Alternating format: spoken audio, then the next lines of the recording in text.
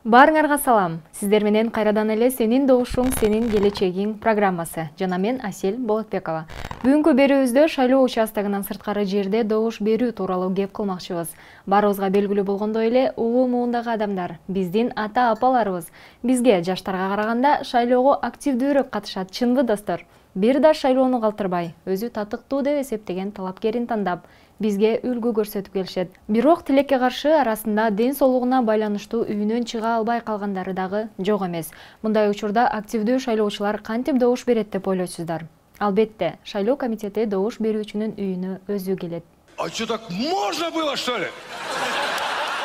Ооба достор, Кыргыз Республикасынын мыйзамынын 33-чү беренесине ылайык үйдөн чыкпай эле добуш берсе да болот.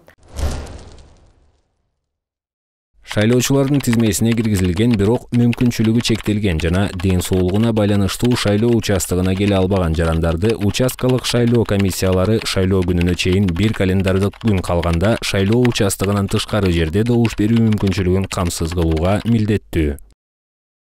Шайлоочулардын тизмесине киргизилген, бирок мүмкүнчүлүгү чектелген жана ден соолугуна байланыштуу шайлоо участогуна келе албаган жарандарды участкалык шайлоо комиссиялары шайлоо күнүнө чейин бир календарлык күн калганда шайлоо участогунан тышкары жерде добуш берүү мүмкүнчүлүгүн камсыз кылууга милдеттүү.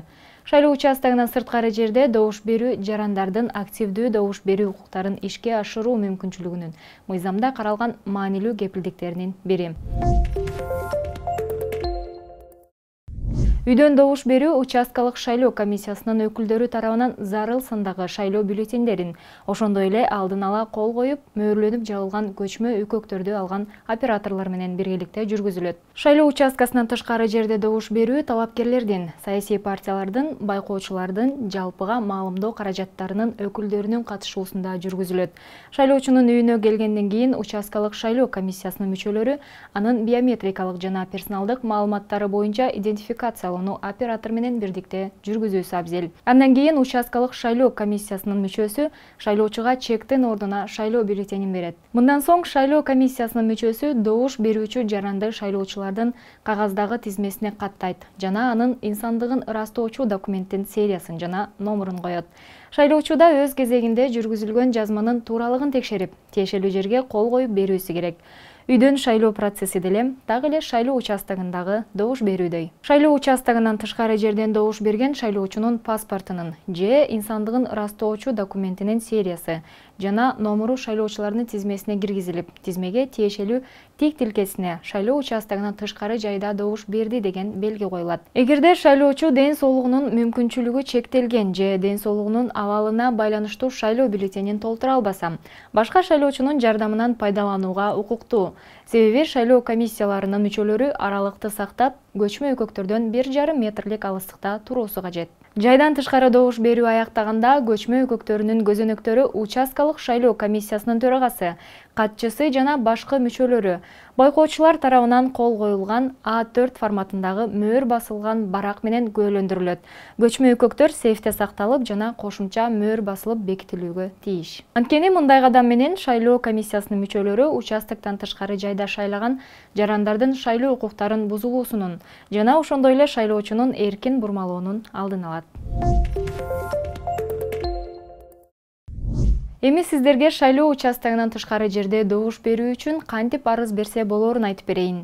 Шайлоочу өз атынан жазма арыз аркылуу, ООЗ-2 түрүндө телефон аркылуу же башка жарандардын жардамы менен ООЗ-2 түрүндө кайрылса болот. Албетте, дүйнөлүк практика көрсөткөндөй мүмкүнчүлүгү чектелген жарандар үчүн онлайн добуш берүү жолу эң мыкты шарт болмок. Тилекке каршы биздин өлкөдө мындай шарттын жоктугуна байланыштуу дал ушундай деңгээлге жетерибизден үмүт үзбөй туралы.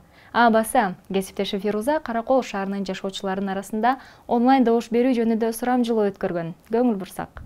Кыргызстанда онлайн голосование өткөрүү үчүн мүмкүнчүлүк бар болсо, голосовать этсе болот деп ойлойм, шайласа болот деп ойлойм. Анткени азыр 21-кылымда бүт баары онлайн форматка өтүүдө, ошол эле шайлоо өтсө деле, мисалы үчүн мүмкүнчүлүгү чектелген адамдар барып шайлаганга убактысы жок, мисалы үчүн мүмкүнчүлүгү жок болгон адамдарга онлайн телефондон же компьютерден шайлап койсо, балким жакшы ыңгайлуу шарттар түзөт беле деп ойлойм да. Жок, себеби бүгүнкү күндө жаңыдан гана Кыргызстанда санариптештирүү өтүп атат. Андыктан бизде Кыргызстанда көпчүлүк жашоочулар айыл жергесинде жашагандыктан ошо онлайн добуш берүүгө мүмкүнчүлүктөрү жок дегенибиз, жаңыдан бизге интернет кирип атат, телефон киргенине бир 10 жылдын жүзү болсо, интернет кирип баардык элге доступный болушу азырынча толук кандуу эмес. Ошондуктан биздин бүгүнкү күндөгү жашообузда жогорку кеңештинби, жергиликтүү кеңештинби же президенттик шайлоодо онлайн добуш берүү мүмкүн эмес.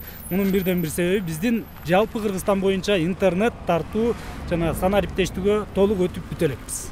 Качан гана Кыргызстанда санариптештирүүгө толук 100% бүткөндөн кийин, андан кийин бизде онлайн ошо добуш берүү мүмкүнчүлүгү болот. Ал үчүн дагы бизге менин билишимче бир 4-5 жылдын жүзү бар.